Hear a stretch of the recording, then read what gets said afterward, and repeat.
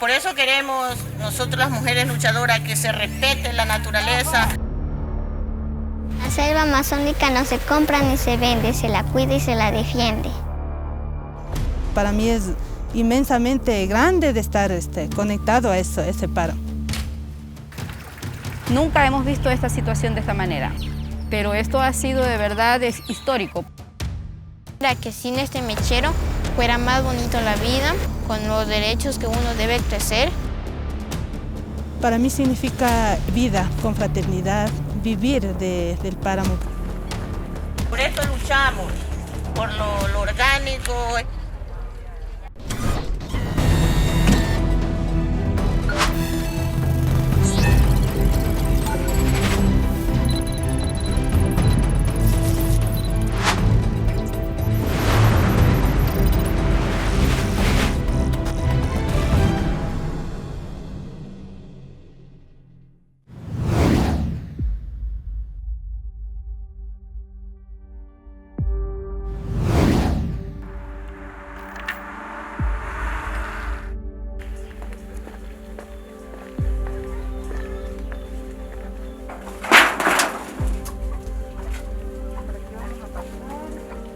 Mariuxi Corral tiene 45 años, 10 de ellos dedicados a crear conciencia de la importancia de los recursos naturales en el norte de Manabí,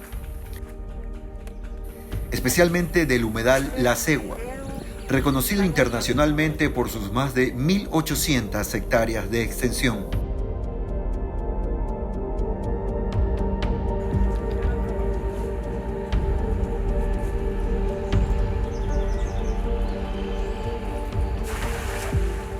Los humedales son uno de los entornos más productivos del mundo y son cunas de diversidad biológica y fuentes de agua, además de productividad primaria, de las que innumerables especies vegetales y animales dependen para subsistir.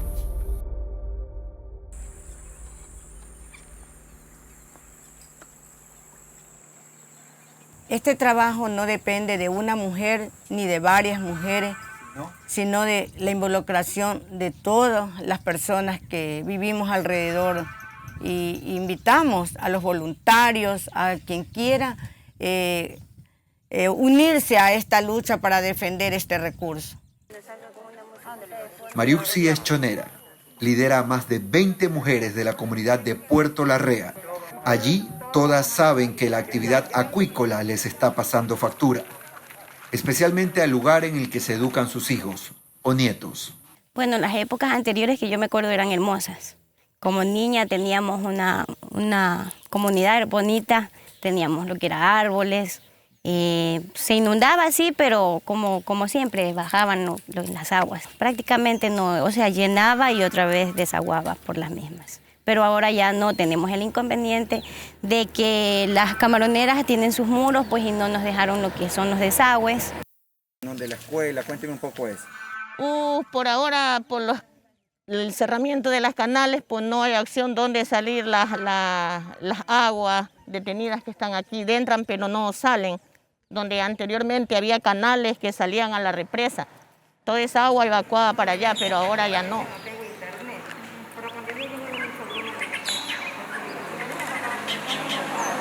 Nunca hemos visto esta situación de esta manera. Sí bajaba una quebrada que pasaba por este lado de acá, pero como había este espacio para el desagüe, no pasaba nada. Pero esto ha sido de verdad histórico, porque en la vida de trabajo que yo he tenido aquí nunca había pasado esto. En La Cegua y en la zona de influencia existen más de 20 camaroneras. De ese número, al menos 15 han sido parte de procesos administrativos, al no tener los permisos ambientales correspondientes y por no haber cumplido con adecuados planes de manejo ambiental. Quienes las representan prefieren no dar declaraciones.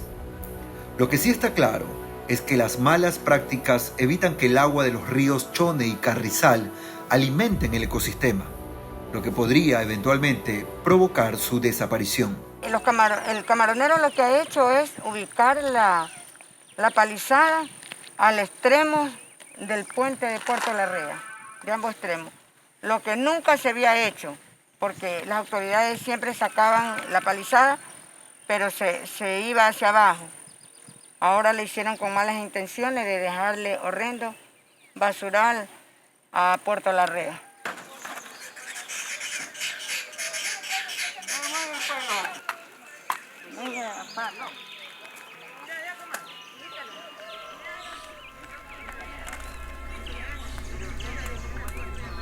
La comunidad no se opone al trabajo de estas empresas, pero anhelan que exista un desarrollo a la par, que no solo ganen unos y los otros siempre pierdan.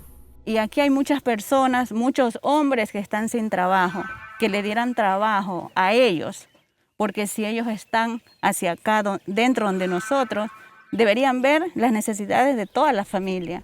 Mientras siguen esperando por cambios, aquí las mujeres montubias de cepa se esfuerzan por mantener lo natural, lo que verdaderamente importa, la vida en estado puro. Nosotros cultivamos lo que es las habas, todo esto es orgánico. Por esto luchamos, por lo orgánico, estamos luchando las mujeres emprendedoras de aquí Puerto La Rea para el consumo humano y también para exhibir a las personas que vienen, si vienen a comprar, nosotros les vendemos. Por eso queremos nosotros las mujeres luchadoras que se respete la naturaleza.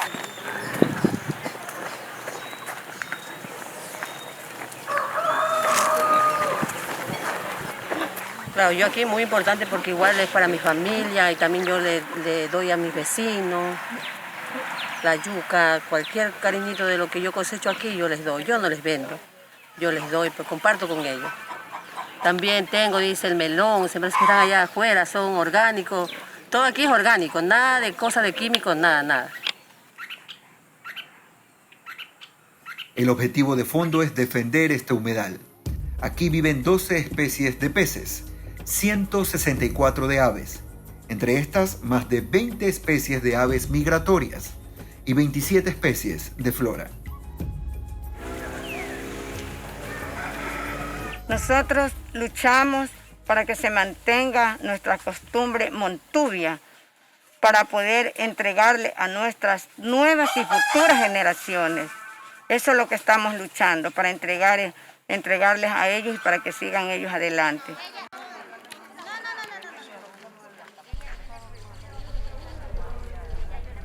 No es tarea fácil, pero Mariuxi y sus amigas, sus compañeras, su equipo de lucha, se han propuesto no dar tregua y defender lo que ellas consideran con mucho orgullo es parte de su identidad montubia.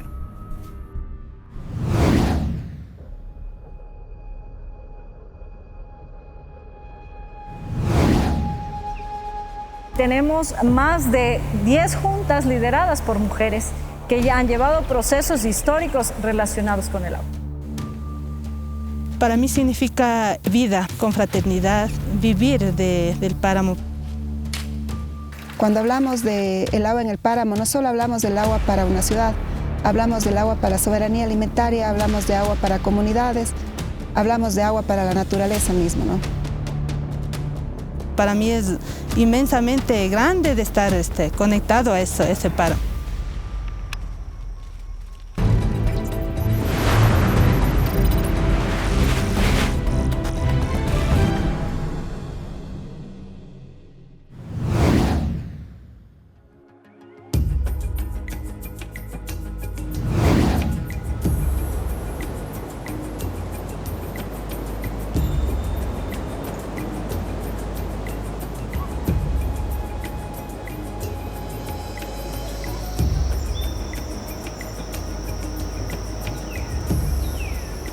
Estos son los árboles de Polylepis. Son parte de la vegetación natural del ecosistema del páramo. Son fuente de equilibrio hídrico, almacenan el agua y atraen las lluvias.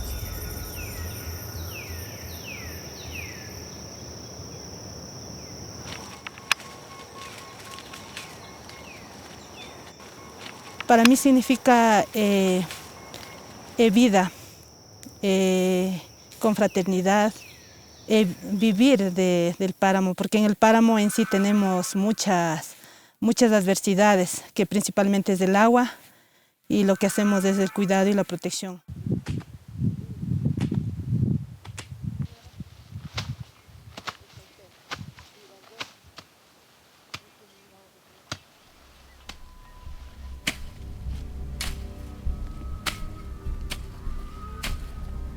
Desde el 2017, lucha para proteger los bosques de Polilepis y las reservas hídricas que suministran el 57% de agua potable del norte de Quito.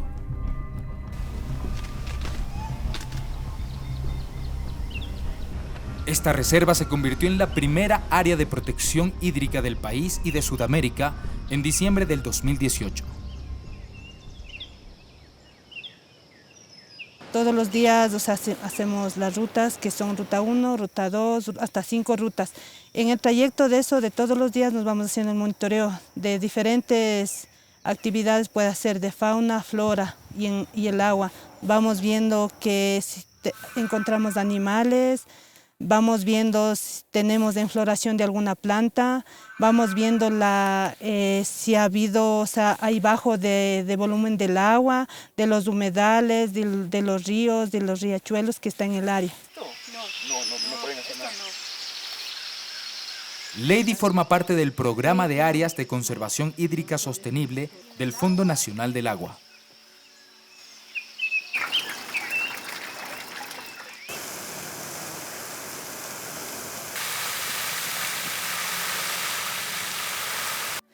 Cuando hablamos del agua en el páramo, no solo hablamos del agua para una ciudad, hablamos del agua para soberanía alimentaria, hablamos de agua para comunidades, hablamos de agua para la naturaleza misma, ¿no?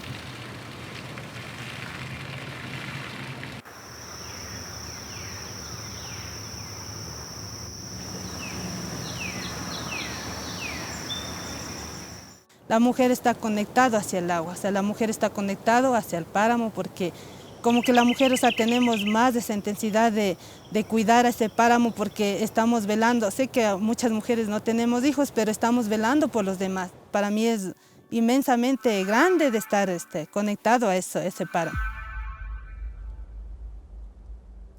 Para proteger las cuencas hídricas del páramo, es clave la labor que realiza Lady y el FONAC para regenerar los árboles de Polilepis.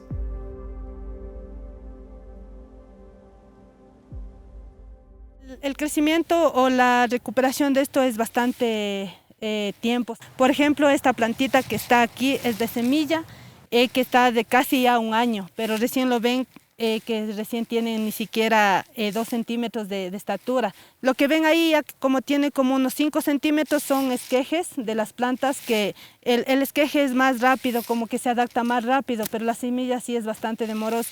Y para tener unos árboles grandes, así como inmensos como estos, es pasado de los 100 años.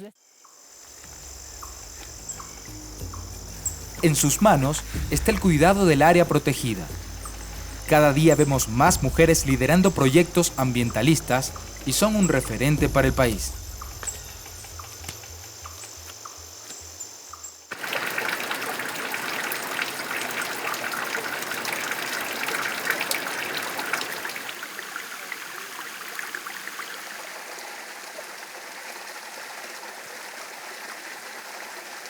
Particularmente en la parte del nororiente del Distrito Metropolitano de Quito, el FONAC encontró que muchas de estas juntas de agua que entregan el servicio rural están lideradas por mujeres, a diferencia de otras zonas en las que nos encontramos.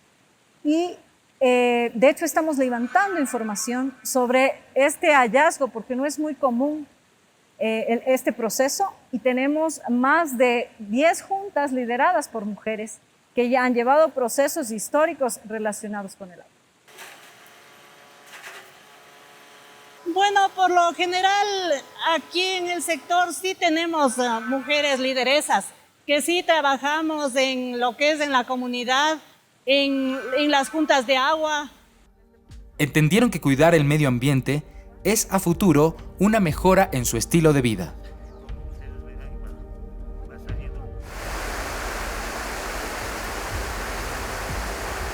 Este río brinda agua potable a más de 12.000 habitantes que viven en la parroquia El Quinche.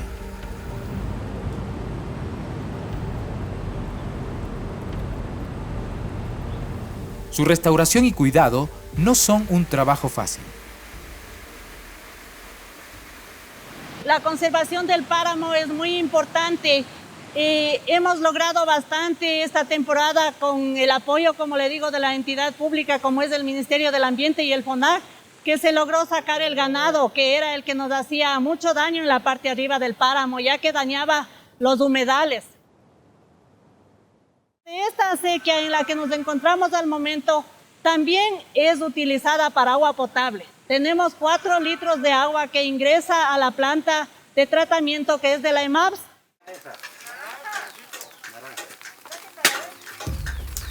La comunidad ahora crea abono orgánico con el método Takakura. Esta alternativa es una técnica japonesa que utiliza los microorganismos que descomponen la basura orgánica y lo hace en el menor tiempo.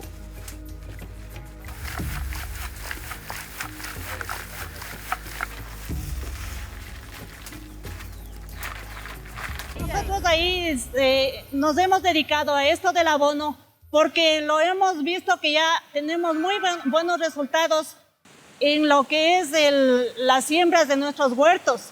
Producimos todo sin químicos. Lady y Rosa realizan un trabajo silencioso, pero fundamental para la conservación de nuestros páramos. Sus esfuerzos y acciones dan esperanza, en tiempos en los que los derechos de la naturaleza son vulnerados constantemente.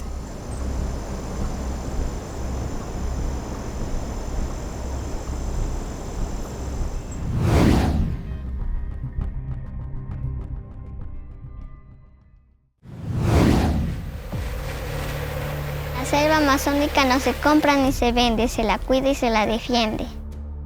Para que sin este mechero fuera más bonito la vida, con los derechos que uno debe crecer. Los mecheros pasan prendidos las 24 horas del día, los 365 días del año. Esos no se apagan. No estamos pidiendo que se pare la actividad petrolera. Lo que estamos pidiendo es que se utilice la verdadera tecnología de punta.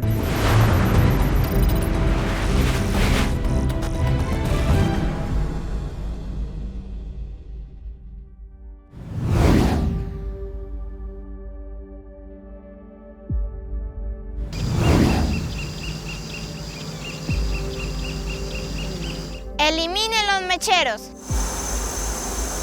y enciendan la vida. La selva amazónica no se compra ni se vende, se la cuida y se la defiende. Con este mensaje, 9 niñas de la Amazonía ecuatoriana alzan su voz para protestar contra la contaminación que generan los mecheros de la industria petrolera en las provincias de Napo, Sucumbíos y Orellana. En marzo de 2020, ellas presentaron una acción de protección ante la Corte de Justicia de Sucumbíos, la cual en enero de 2021 falló a su favor. El 26 de enero de este año 2021, la Corte de Sucumbíos, en audiencia pública, reconoció que el Estado ecuatoriano vulnera o viola el derecho de las niñas al ambiente sano, a la salud y también de la propia naturaleza. Hay muchas cosas que estas niñas tienen en común. La principal es que todas viven muy cerca de un mechero.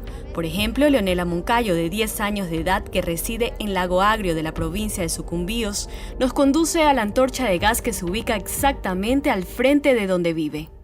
Leonela, cuéntame cómo ha sido crecer con un mechero muy cerca de tu casa.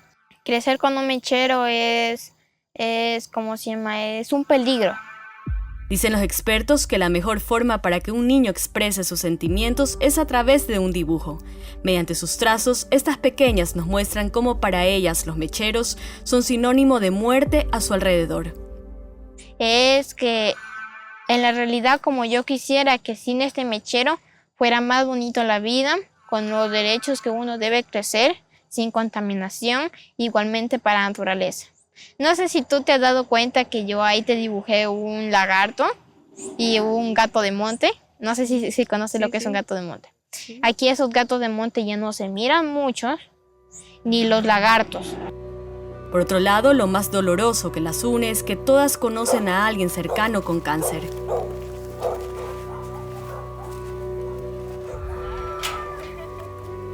En el cantón La Joya de los Sachas de la provincia de Orellana visitamos a Dania Bravo, de 8 años de edad, y Denise Núñez, de 13. Desafortunadamente, las dos han sido golpeadas por el cáncer de sus padres. ¿Qué tipo de cáncer tiene tu papá? Pues de la cabeza, el cáncer de la cabeza, porque aquí está dejado aquí cortado. Y cuando le dijeron que tenía cáncer, yo todavía tenía unos 2 años o 3. ¿Conoces a varias personas que tienen cáncer? Sí. ¿De tu escuela, por ejemplo? Sí, hay unos que ya han fallecido por el cáncer mismo. ¿Niños? Sí, y cerca también de mi escuela hay un mechero, 2 mecheros grandes que son bien grandes. ¿Y tu mamá tiene cáncer? Sí. ¿Y cómo fue para ustedes enterarse que tenía cáncer? Fue duro porque mi mamá tiene cáncer y eso nos dolió tanto. Mi mamá viajaba cada mes o si no se iba por meses. Su mamá es Carmen Samaniego, tiene 48 años de edad y aparentemente usted la ve sana, pero la realidad es otra. Hace 5 años fue diagnosticada con cáncer de tiroides, uno de los más benignos que existe. Sin embargo, este ha hecho metástasis, es decir, su cáncer se ha regado a otras partes del cuerpo, siendo los pulmones los más afectados. No, porque me hicieron la iodoterapia y lamentablemente no captó ni pulmones, porque me hicieron con una dosis, lo que me dijeron los doctores, una dosis brutal alta de 200, en la cual querían que ellos capten los nódulos del pulmón, pero no captaron. Lo más impactante de todo esto es que lleva 1 año sin recibir tratamiento, por lo que no le ha quedado más que tratarse con medicina natural. Por motivos de COVID, a nosotros los pacientes con cáncer lamentablemente no nos están dando un seguimiento continuo, ¿no? Yo aproximadamente al año casi que me he acudido nuevamente a la ciudad de Quito, porque sí estoy preocupada en que más tiempo dejamos pasar, la enfermedad avanza. Carmen es uno de los 251 casos de cáncer que se han registrado en esta zona y que deben de viajar muchos kilómetros para hacerse atender, ya que en la Amazonía ecuatoriana no existen hospitales oncológicos. Y ya te puedes imaginar una persona enferma de cáncer viajar 6, 7, 8, 9 horas, llegar a Quito, recibir la quimioterapia, medio te recuperas un poco, nuevamente ponerte en el bus y otra vez retornar, o sea, 16 horas de viaje. Creo que eso sale más criminal que el mismo cáncer, ¿no? Son 447 mecheros que se distribuyen en la provincia de Sucumbíos, Orellana y Napo. Los mecheros pasan prendidos las 24 horas del día, los 365 días del año. Esos no se apagan. El ruido que estamos escuchando en estos momentos es por la combustión del gas que se está quemando. Entre más cerca uno está de un mechero, más alta es la temperatura. Se ha podido verificar aquí hasta 80 grados centígrados. Pero ¿qué es lo que contiene ese aire tóxico que en estos momentos estamos respirando y que se extiende cientos de kilómetros? Un experto lo explica. Los gases emitidos por la quema de los mecheros contienen, entre otras cosas, los hidrocarburos aromáticos policíclicos, que son los productos de combustión incompleta del gas natural que está asociado al petróleo.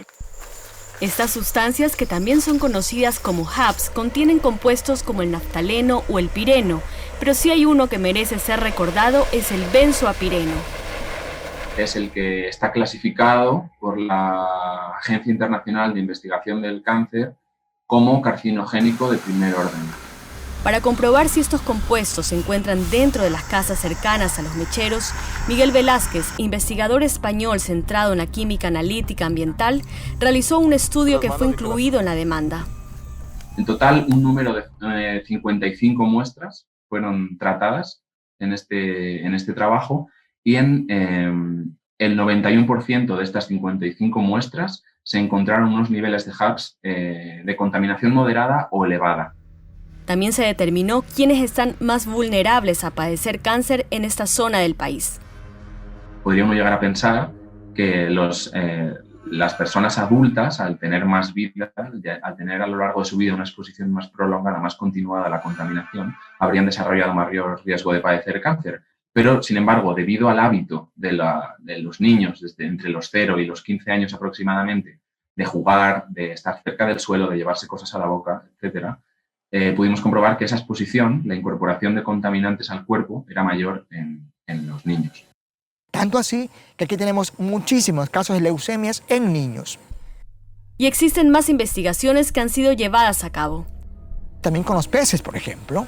En los peces se encuentran hidrocarburos en las agallas y en la grasa de los peces. Vale recalcar que las demandantes no están pidiendo una retribución económica. No estamos hasta ahora pidiendo recursos económicos, pedimos reparación integral.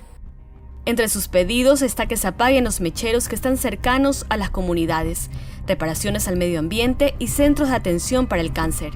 Y sobre esto, la Corte Judicial de Sucumbíos emitió una sentencia que ya fue comunicada vía verbal, pero que los demandantes aún se encuentran a la espera de recibirla por escrito. No estamos pidiendo que se pare la actividad petrolera. Lo que estamos pidiendo es que se utilice la verdadera tecnología de punta, que sí la hay. Con este pedido de pedir que se eliminen los mecheros, es ahorrarle millones de dólares al Estado. ¿Por qué? Porque este gas es un combustible liviano que puede hacer mover vehículos, puede valer para las secadoras de café, de cacao, de maíz, en fin, es un motor económico que se puede mover. Hasta eso, estas pequeñas se llenan de esperanza y pintan de color su sueño de vivir en una comunidad con un ambiente sano, donde ellas no tengan que estar condenadas a repetir la misma historia de sus padres.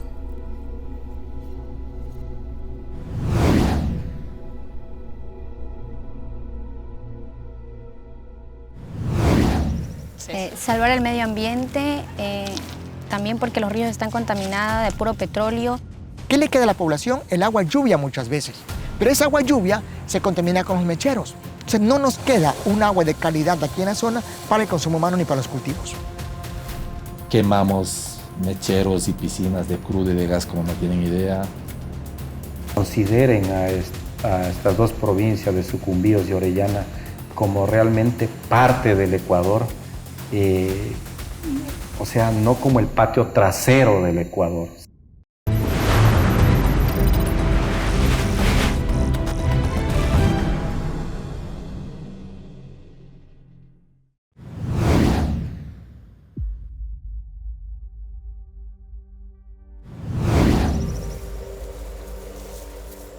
En la Amazonía ecuatoriana es común ver varias estaciones petroleras que se ubican muy cerca de escuelas y casas de varias comunidades. Unas, como vemos, están abandonadas. Sin embargo, hay muchas familias que aún no han podido salir. Es aquí donde residen 9 niñas que en un proceso histórico se unieron para protestar contra la contaminación que se genera a raíz de los mecheros de la industria petrolera. Pues desafortunadamente ellas han crecido viendo los efectos que ha sufrido el medio ambiente. ¿Qué significa para ti ser accionante en todo este proceso? Salvar el medio ambiente, también porque los ríos están contaminados de puro petróleo, no hay cómo sembrar frutos, está regado de petróleo, las tierras de ahora son secas. ¿Qué pasa con los animalitos? Los animalitos, pues cuando sale ese humo, cuando llueve sale un humo y en las gotas caen, eso toman los animales y se mueren.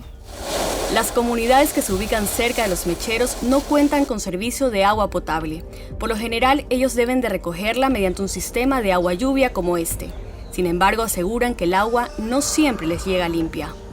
Nos tocaba levantarnos de madrugada cuando llovía a recolectar el agua, pero primero teníamos que esperar unos 15, 20 minutos que lloviera, porque esos 15, 20 minutos es donde el agua cae negra, cae con una masa que se asienta en el fondo de los tanques. Por esto, una de sus grandes preocupaciones se centra en la calidad del agua que consumen, y es que según ellos, esta arrastra contaminantes de derrames pasados. Es que los hidrocarburos tienen metales, elementos que son súper pesados y elementos livianos. Los livianos o volátiles, que son los hidrocarburos aromáticos policíclicos, se esparcen con el aire, se evaporan. Los metales pesados se van generalmente al sedimento.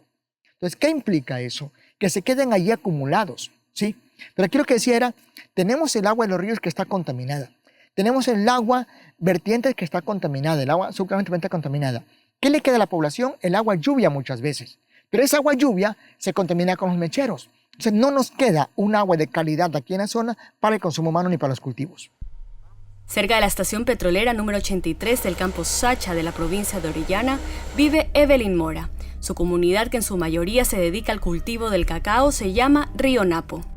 Y en esa comunidad tienes muy cerca los mecheros. Sí, hay 8 mecheros a 350 metros. ¿Cómo te afecta a ti la cercanía con estos mecheros? La bulla, la contaminación, porque el agua está contaminada, o sea, uno se baña y le pica todo el cuerpo. Han pasado más de medio siglo desde que el primer pozo comercial se perforó en 1967 y desde ahí se han suscitado varios daños ambientales. Así nos comenta Ricardo Tipán, coordinador del proyecto Amazonía Viva de Petroecuador. Entonces estamos hablando de que a partir de que se extrajo el primer barril de petróleo se comenzaron a generar estas fuentes de contaminación. Entonces estamos hablando que son fuentes de contaminación que datan de por lo menos 30, o sea, de 4 décadas atrás, 3 a 4 décadas atrás en promedio. Tenemos 3 fuentes de contaminación tipo, o sea, pueden ser derrames abandonados, pueden ser piscinas abandonadas, piscinas a cielo abierto o taponadas y fosas, que son básicamente piscinas más pequeñas.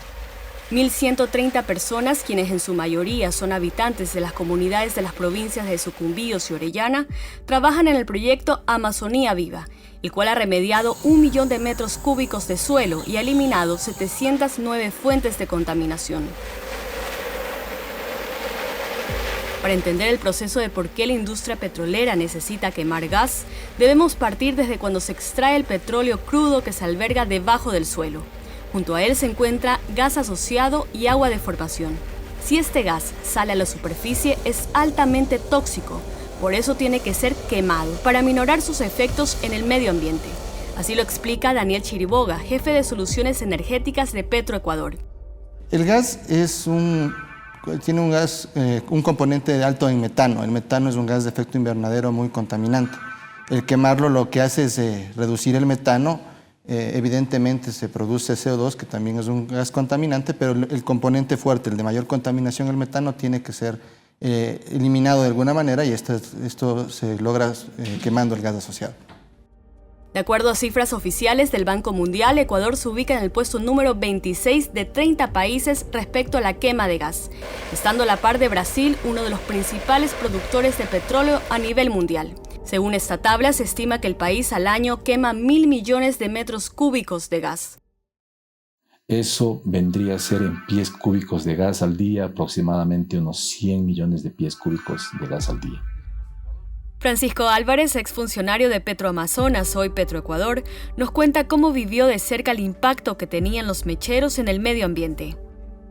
Quemamos mecheros y piscinas de crudo y de gas como no tienen idea, pero eso me iba causando a mí una preocupación. Un día soleado y de pronto al prender la piscina se nublaba. ¿Qué estamos haciendo? Así se interesó por cómo ese gas podría ser aprovechado en vez de ser quemado. Para él, una de las soluciones es utilizarlo para generar luz eléctrica. Hay varias comunidades en la región amazónica, por el sector de Armadillo, por el sector del bloque 14, Tigüino, que no tienen generación eléctrica, no tienen tendidos de energía eléctrica, y si hay tendidos siempre está fallando. Ese gas se puede tranquilamente aprovechar para poner generadores y poder dar un servicio que es vital para la gente. En vez de que se queme, dar lo que es la vida moderna a la gente del sector. Por su parte, Petroecuador nos menciona de varios proyectos que se acogen al programa de eficiencia energética con el que cuentan. En este año, en abril, está ingresando Sacha Central Fase 2, que es una central que usa gas en 4 megavatios, es una optimización de 1 millón de pies cúbicos más o menos. En cartera está el traslado de una turbina que utiliza gas de Machala, de propiedad de SELEG, hacia el distrito amazónico. Esto podría producir 14 megavatios y optimizar un volumen de 4 millones de pies cúbicos aproximadamente. Para finales de año, el próximo año, estaríamos con 3 megavatios más con gas asociado en Sacha, reubicando equipos propios. Es decir, estamos reutilizando la infraestructura de la propia empresa para optimizarnos en esta época de vacas flacas. Pero a pesar de los esfuerzos, Ecuador continúa importando el 80% del gas que utiliza, con una inversión de casi $400 millones al año, ya que el país no cuenta con la tecnología para que aquí sea producido en su totalidad. Necesitamos primero, evidentemente, recursos. También tienen que entender que la realidad del país es complicada en este instante, pero para trabajar en este contexto, suponiendo que tuviéramos los recursos o que logramos obtenerlos, lo que se requiere es un cambio tecnológico. Ustedes entenderán, Ecuador ha tenido diferentes etapas de desarrollo petrolero. No todos los bloques petroleros se han desarrollado de la misma manera y en el mismo contexto. Y respecto a los mecheros, Petroecuador afirma que son necesarios y no podrán ser apagados. Realmente el mechero es un alivio a un tema industrial, es decir, no se pueden suprimir, se pueden optimizar, se pueden mejorar, se puede reutilizar todo el gas que se pueda en las condiciones técnicas y seguir avanzando en esto de seguir mejorando la técnica para recuperar el mayor volumen de gas posible. Pero el apagado de mechero significa poner a las plantas en riesgo, a las plantas industriales en riesgo, o en su defecto la supresión de la actividad de extracción. Y esto a pesar que en el 2019 el gobierno del Ecuador firmó un acuerdo con el Banco Mundial, en el que se acogían a la iniciativa denominada Cero Quema Regular de Gas para el año 2030. Y con esto se comprometió en desarrollar e implementar proyectos que contribuyan a esta iniciativa en el sector petrolero. Por esto, quienes viven en la Amazonía exhortan a que es hora de voltear la mirada hacia uno de los lugares más biodiversos del planeta. Que se consideren a estas dos provincias de Sucumbíos y Orellana como realmente parte del Ecuador,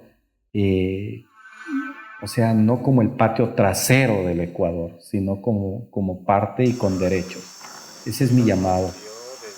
¿Qué le dirías a las autoridades por el tema de los mecheros? Yo le diría a las autoridades que reconozcan el daño que han hecho y que están causando. Así, Leonela y sus compañeras de lucha esperan que la solución pueda llegar antes del 2030.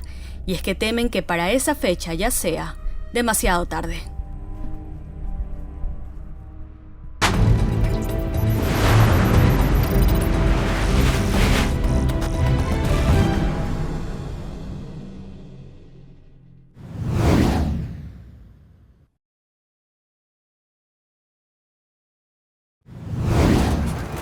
Entonces uno se les dice, por favor, señor, use la mascarilla, y a veces son groseros y dice, ¿a usted qué le importa?